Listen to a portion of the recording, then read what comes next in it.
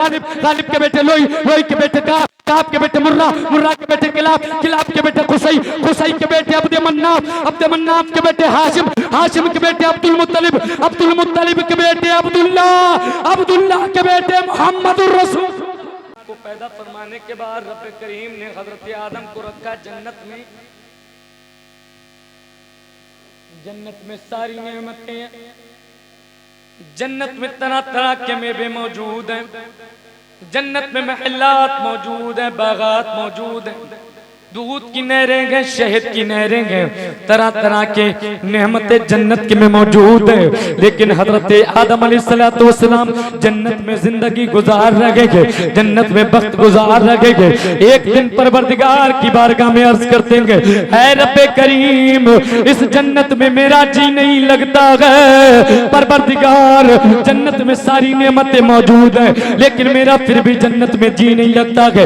رب کریم نے پوچھا، اے آدم تمہارا جنت میں جی کیوں نہیں لگتا ہے؟ حضرت آدم پروردگار کی بارگاہ میں عرض کرتے ہیں، اے رب کریم ساری نعمتیں موجود ہیں لیکن پروردگار کوئی ایسا بھی ہونا چاہیے جو مجھ سے بات کرے میں اس سے بات کروں، کوئی ایسا بھی ہونا چاہیے جو مجھ سے انسیت حاصل کرے میں اس سے انسیت حاصل کروں. پروردگار کوئی ایسا بھی ہونا چاہیے جو مجھ سے محبت کرے میں اس سے محبت کروں. رب کریم نے حضرت آدم پر نیند طاری فرمائی ہے اور رب کریم نے حضرت آدم کی بائیں پسلی سے حضرت حوا کو پیدا فرما دیا ہے.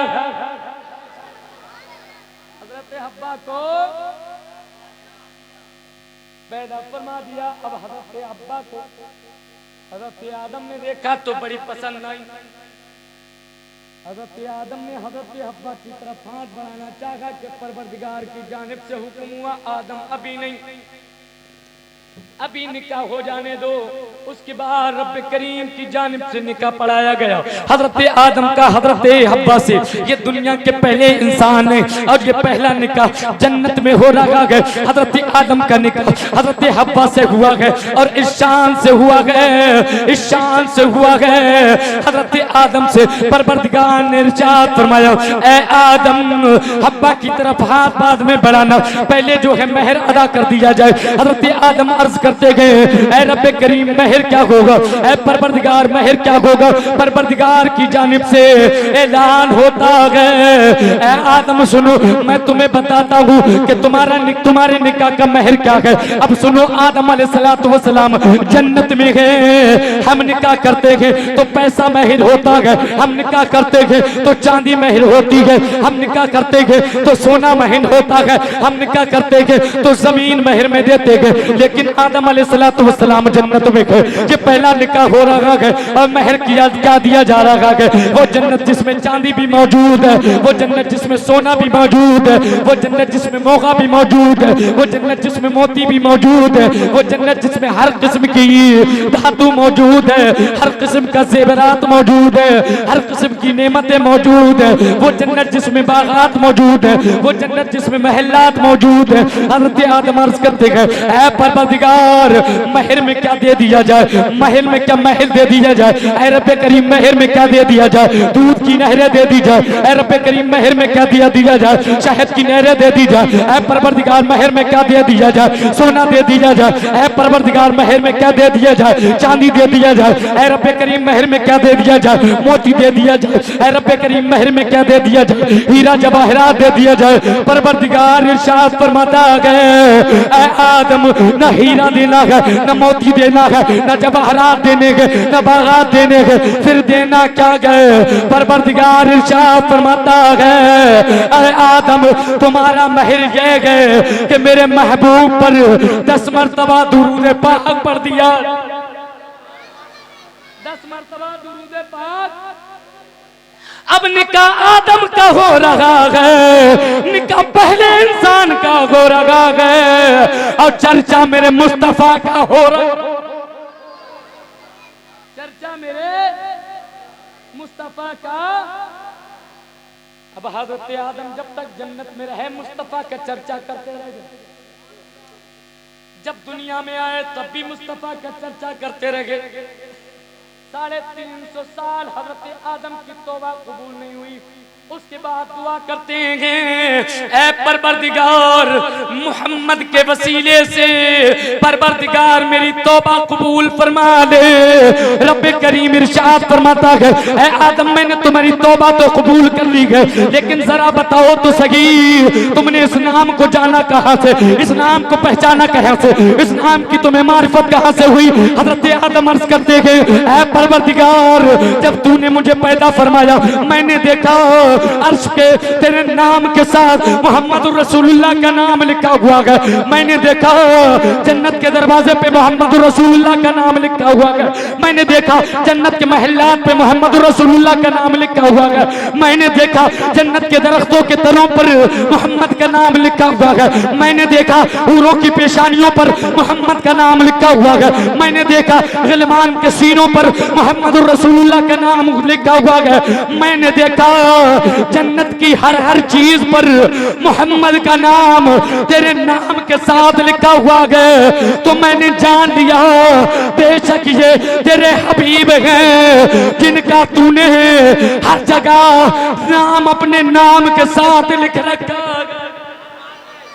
تو ہم کیوں نہ کہیں خالق کل نے آپ کو مالک کل بنا دیا. دونوں جگہ آپ کے قبضہ و اختیار میں, دونوں جگہ آپ کے قبضہ و اختیار میں. تجھ سے اور جنت سے کیا مطلب باغا بھی دور ہو, تجھ سے اور جنت سے کیا مطلب باغا بھی دور ہو. ہم رسول اللہ کے جنت رسول اللہ. نعرہ تکبیر, نعرہ تکبیر, نعرہ رسالت, نعرہ رسالت. مسلک اعلی حضرت, فیضان اعلی حضرت, جشن غوث اعظم خطیب ہندوستان ناظم رضا کانپوری. نعرہ تکبیر, نعرہ رسالت. سمجھ میں آ رہی آپ کی بات اور بیان کروں اجازت ہے؟ ارے ایسا لگ رہا ہے کہ بول ہی نہیں رہے ہو تمہارے سروں پرندے بیٹھ گئے. بات سمجھ میں آ رہی ہے آپ کی؟ حضرت آدم جب تک دنیا میں رہے مصطفیٰ کا چرچا کرتے رہے. اب اسی کی طرف آ رہا ہوں جس کی فرمائش کی گئی. سنیں, جب حضرت آدم دنیا میں رہے مصطفیٰ کا چرچا کرتے رہے اور حضرت آدم نے حضرت شیش کو وصیت کی اے میرے بیٹے اپنی پوری زندگی محمد الرسول اللہ کو فراموش نہیں کرنا. حضرت آدم دنیا میں رہے مصطفیٰ کا چرچا کرتے رہے اور میرے مصطفیٰ کا نور حضرت آدم سے منتقل ہوتا رہا. اور کیسے منتقل ہوتا رہا؟ جب میں یہ پڑھوں گا تو آپ خاموش نہیں رہیں گے. کیسے منتقل ہوتا رہا سنو. آدم کے بیٹے شیش, شیش کے بیٹے جانس, جانس کے بیٹے قینان, قینان کے بیٹے میلائیل, میلائیل کے بیٹے بیارت, بیارت کے بیٹے ادریس, ادریس کے بیٹے متبشر, متبشر کے بیٹے لمک نکنا.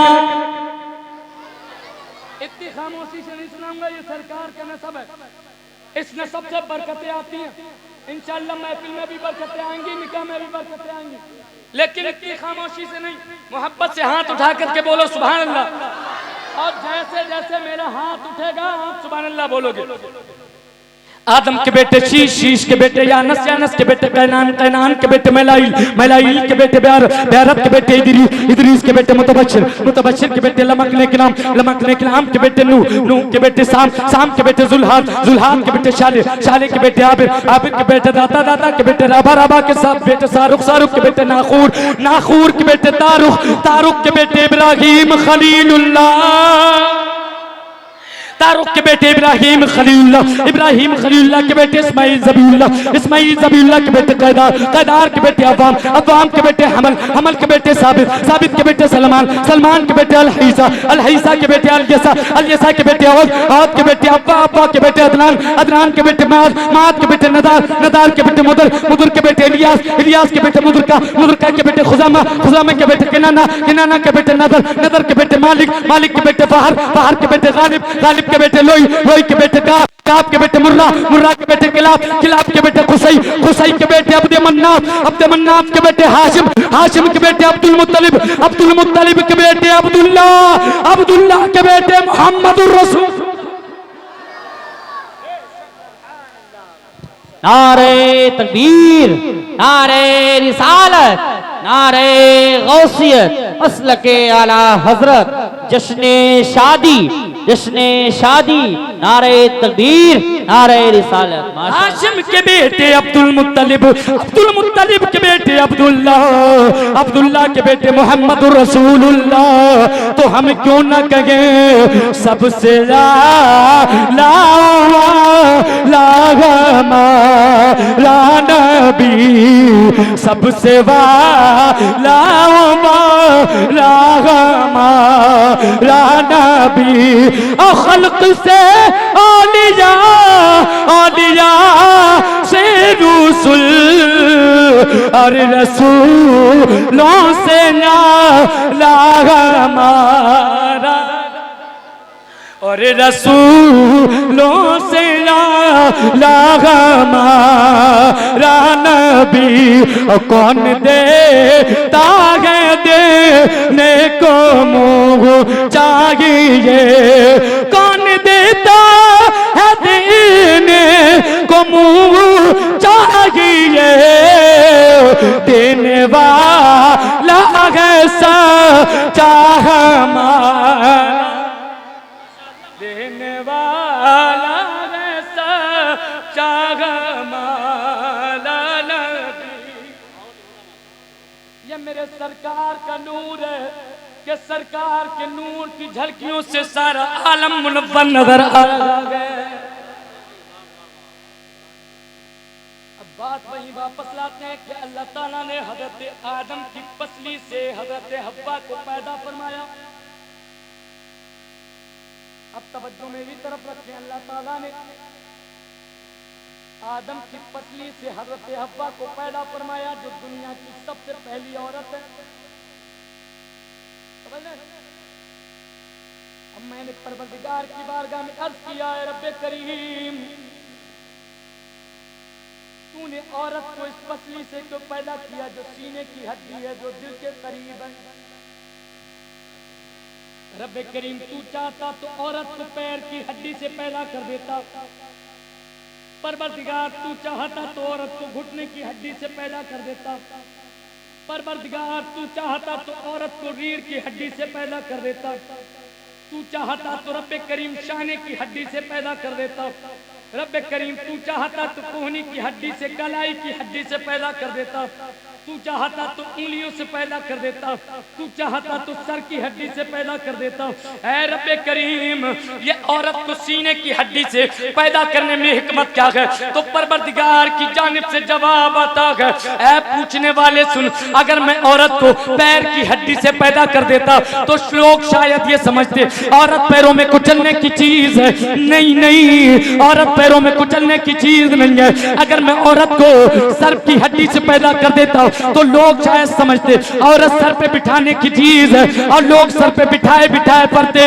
میں نے نہ تو عورت کو سر کی ہڈی سے پیدا کیا تاکہ لوگ یہ نہ سمجھ لیں کہ عورت سر پہ بٹھانے کی چیز ہے، میں نے نہ تو عورت کو پیر کی ہڈی سے پیدا کیا تاکہ لوگ یہ نہ سمجھ لیں کہ عورت پیروں میں کچلنے کی چیز ہے، میں نے عورت کو سینے کی ہڈی سے پیدا کیا، جو ہڈی دل کے قریب ہوتی ہے، جس سے اعلان ہو گیا ہے، اے لوگو یہ عورت نہ سر پہ بٹھانے کی چیز ہے نہ پیروں میں کچلنے کی چیز ہے، اللہ تعالیٰ نے عورت کو تو دل کا سکون بنایا ہے۔ سمجھ رہے ہیں؟ لوگ کہتے ہیں، بزرگان دین کہتے ہیں کہ جب تک شادی نہ ہو اس سے پہلے کی زندگی کوئی زندگی ہے کہ کوئی حال پوچھنے والا بھی نہیں، اور اگر شادی ہو گئی تو اور بیوی اچھی نہیں ملی تو اس کے بعد بھی زندگی کا یہی حال ہوتا ہے کہ کوئی حال پوچھنے والا نہیں۔ سمجھ رہے؟ اس لیے ہمیں چاہیے کہ نیک والے لڑکی تلاش کر کے نکاح کریں۔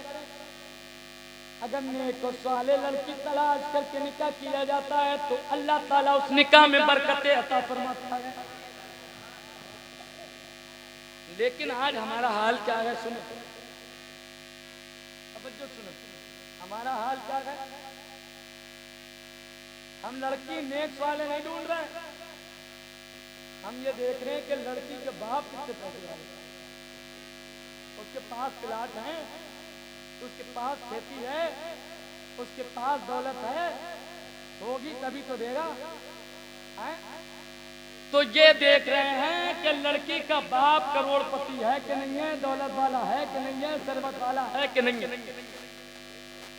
اور حالات اتنے خراب ہیں کہ اگر کوئی غریب ہے، اس کی خوبصورت لڑکیاں ہیں، تب بھی وہ گھر بیٹھی ہیں، ان کے نکاح نہیں ہو رہے.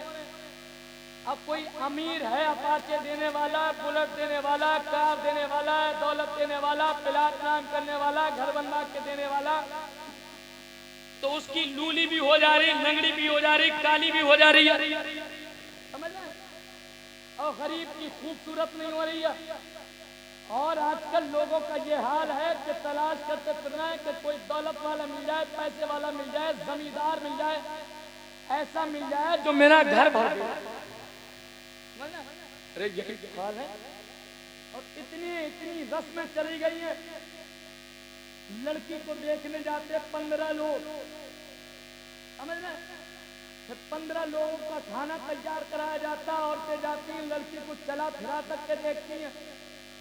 اگر آتے وقت عورتوں کے ہاتھ میں 500 کے لفافے نہیں رکھے گئے، یا ان کو پیلی پیلی چیزیں نہیں دی گئی، یا جو اسٹیل جیسی چمکتی چیزیں نہیں دے گئی، تو کہتی ہیں یہاں سے نہیں، گھر جا کے بتائیں گے، گھر جا کے بتائیں گے. گھر جا کے ناشتہ اچھا نہیں کرایا تو گھر جا کے کہہ رہی ہیں ارے وہ لوگ ہی کیسے ہیں، وہ کیا دے پائیں گے. اور اگر ناشتہ اچھا کرا دیا، خاطر اچھی کر دی، پیسہ اچھا دے دیا، لڑکی کو ماں کو جو ہے جھالے دے دیے، بندے دے دیے، بہنوں کو زیوریے دے دی، تو کالی کلوٹی بھی انہیں پسند آ جائے. پھر سب چل رہی ہیں، سب پسند آ رہی ہیں، سب پسند آ رہی ہیں، چاہے وہ لولی ہو، لنگڑی ہو، ہر طریقے کی پاس کر کے آ رہی پیسے کی لالچ میں. اور ماں باپ کی بھی کچھ اتنے بے غیرت ہو گئے، اتنے بے غیرت ہو گئے ہیں، وہ یہ نہیں سوچتے ہیں کہ لڑکے کی زندگی کا کیا ہوگا. یہ سوچتے ہیں کہ ایسی گاڑی ملے گی تجھے کہ محلے میں کسی کو ملی نہیں ہوگی. سمجھ رہے؟ ایسی گاڑی تجھے ملے گی کہ محلے میں کسی کو ملی نہیں ہوگی. اسی لالچ کے چکر میں لڑکے کی زندگی خراب کر دیا. دولت کے چکر میں نکاح ہو رہے ہیں، مال کے چکر میں نکاح ہو رہے ہیں، پیسوں کے لالچ میں نکاح ہو رہے ہیں. آؤ دولت کے چکر میں پھرنے والوں، آؤ مال کے چکر میں پھرنے والوں، سرکار کی ایک حدیث پاک سنو. میرے سرکار ارشاد فرماتے ہیں عورت سے نکاح 4 وجہ سے کیا جاتا ہے. سرکار فرماتے ہیں یا تو عورت سے نکاح اس کے مال کی وجہ سے کیا جاتا ہے، یا عورت سے نکاح اس کے حسن و جمال کی بنیاد پہ کیا جاتا ہے، یا عورت سے نکاح اس کے حسب و نسب کی بنیاد پہ کیا جاتا ہے، یا عورت سے نکاح اس کی دینداری کی بنیاد پہ کیا جاتا ہے. سرکار فرماتے ہیں اے لوگو تم دینداری کو ترجیح دو. اگر دینداری کو ترجیح دو گے تو تمہاری دنیا بھی کامیاب ہو جائے گی، آخرت بھی کامیاب ہو جائے گی. دونوں کامیاب ہو جائیں گی، دنیا بھی آخرت بھی. اور جو مال کے چکر میں پڑ جاتے ہیں، دولت کے چکر میں پڑ جاتے ہیں، ان کی بھی خبر سرکار نے دے دی. میرے سرکار صلی اللہ تعالیٰ علیہ وسلم ارشاد فرماتے ہیں جس نے کسی عورت سے اس کے مال کی وجہ سے نکاح کر لیا، اس کی دولت کی وجہ سے نکاح کر لیا ہو، سرکار فرماتے ہیں لم یزدہ اللہ تعالیٰ الا فقرا. جو کسی عورت سے اس کے مال کی وجہ سے نکاح کرتا ہے، اللہ تعالیٰ اسے اور فقیر بنا دیا کرتا ہے.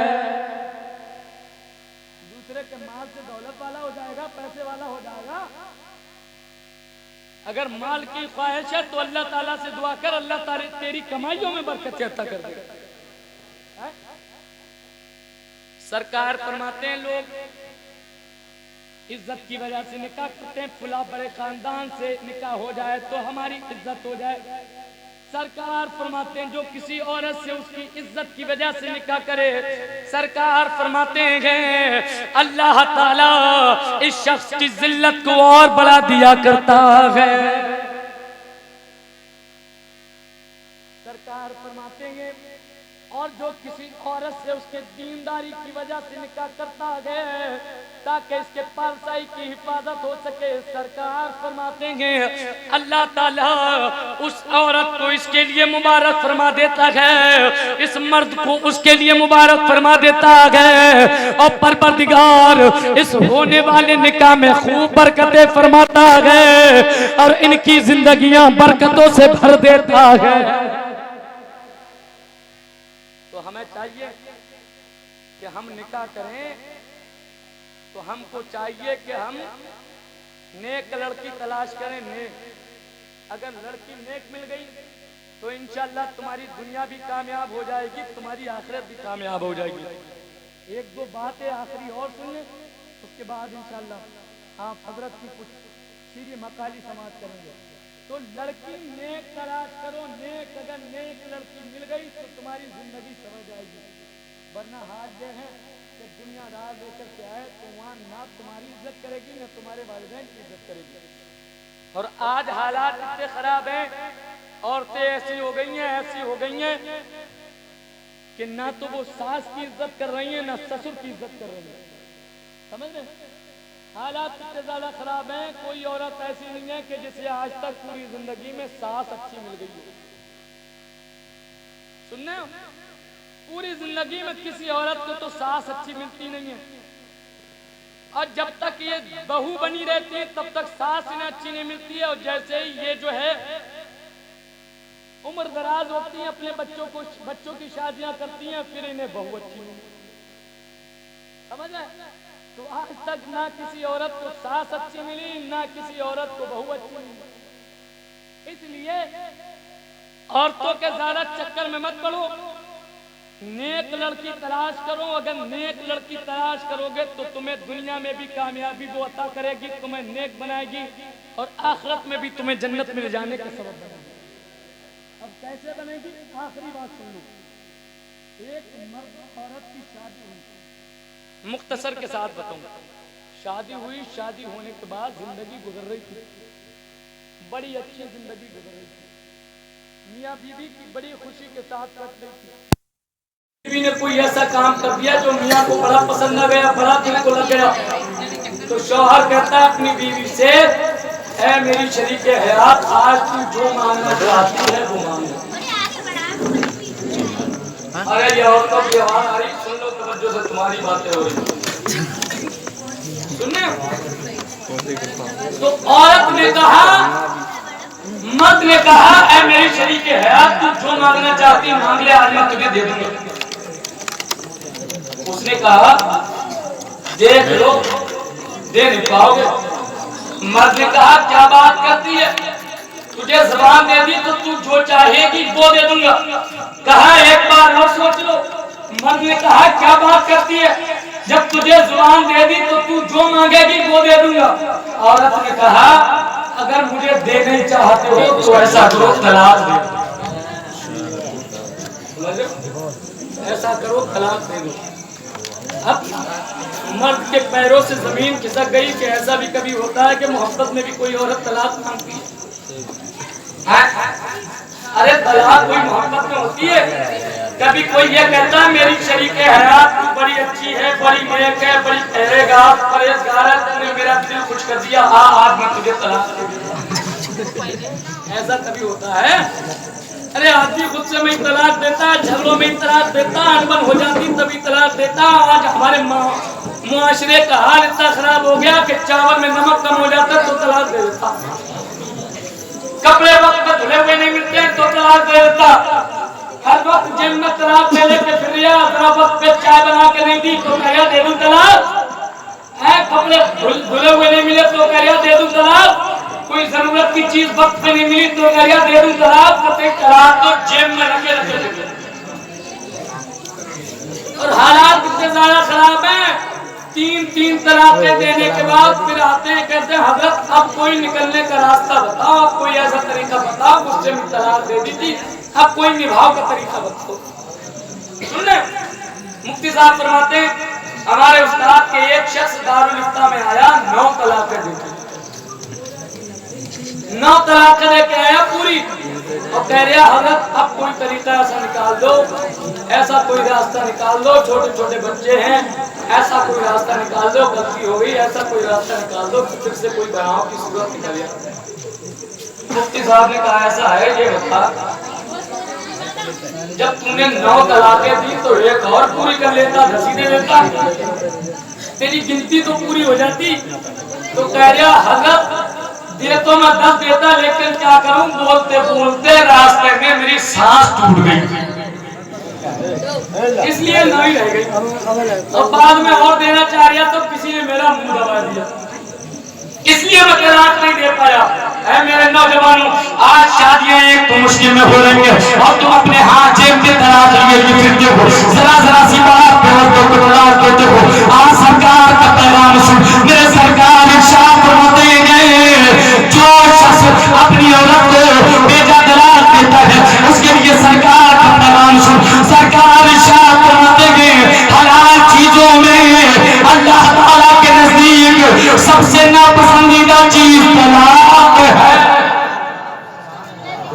औरतों की भी हाल इतनी ज्यादा खराब है कि मर्द गुस्से में होगा तो खामोश नहीं होगी, और जैसे ही मर्द कहेगा तलाक दे दूंगा तो कहेगी एक बाप का है तो तलाक दे के दिखा दे, एक बाप का है तो तलाक दे के दिखा दे। अब उसे भी साबित करना है कि वो एक बाप का ही है, तो वो भी तलाक दे ही देता है। और तो जरा जरा सी बात पे अपने शौहरों से तलाक का मुतालबा करने वाली लोग आओ सरकार का पैगाम सुनो। मेरे सरकार इरशाद फरमाते हैं जो औरत अपने शौहर से तलाक का मुतालबा करती है, सरकार फरमाते हैं ऐसी औरत जन्नत की खुशबू तक नहीं पाएगी, ऐसी औरत जन्नत की खुशबू तक नहीं पाएगी। अब शौहर ने कहा कि जब तुमसे बात करिए तो तुम्हें तलाक दे देंगे, लेकिन तलाक यहाँ नहीं देंगे, ऐसा करो काजी साहब के पास करते हैं, काजी साहब के सामने तुम्हें तलाक भी देंगे और लिख के भी देंगे। अब शौहर बीवी दोनों चले काजी साहब की बात समझ में आ रही है आपके? काजी साहब के पास चले, रास्ते में ऐसा हुआ कि शौहर के पैर में ठोकर लगी और जमीन पे गिरा, और जमीन पे गिरा, फिर उसका पैर टूट गया, पैर टूट गया। औरत उसे उठा करके घर लाई, घर ला करके उसकी खिदमत करती रही, 6 महीने तक वो चारपाई पे रहा, औरत उसकी खिदमत करती रही, खिदमत करती रही।